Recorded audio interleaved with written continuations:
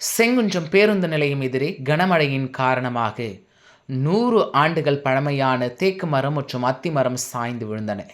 மரம் சாய்ந்ததில் சாலையோரம் நிறுத்தப்பட்டிருந்த 2 கார்கள் நொறுங்கின.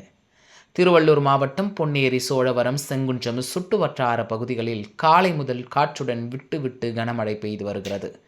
பலத்த காற்றின் காரணமாக செங்குன்றம் பேருந்து நிலையம் எதிரே GNT சாலையில் 100 ஆண்டுகள் பழமை வாய்ந்த தேக்கு மரம் மற்றும் அத்தி மரம் ஆகியவை வேருடன் சாய்ந்து சாலையில் விழுந்தன. மரங்கள் சாய்ந்து விழுந்ததில் சாலையோரம் நிறுத்தப்பட்டிருந்த 2 கார்கள் நொறுங்கியுள்ளன. மேலும் அருகே இருந்த இருசக்கர வாகனங்களும் இதில் சேதமடைந்துள்ளன. இதன் காரணமாக செங்குன்றத்திலிருந்து சென்னை நோக்கி செல்லும் சாலையில் போக்குவரத்து பாதிக்கப்பட்டது. தகவல் அறிந்து சம்பவ இடத்திற்கு வந்த செங்குன்றம் போக்குவரத்து காவல்துறையினர் வேருடன் சாய்ந்த மரங்களை வெட்டி அகற்றும் பணியில் தீவிரமாக ஈடுபட்டு வருகின்றனர்.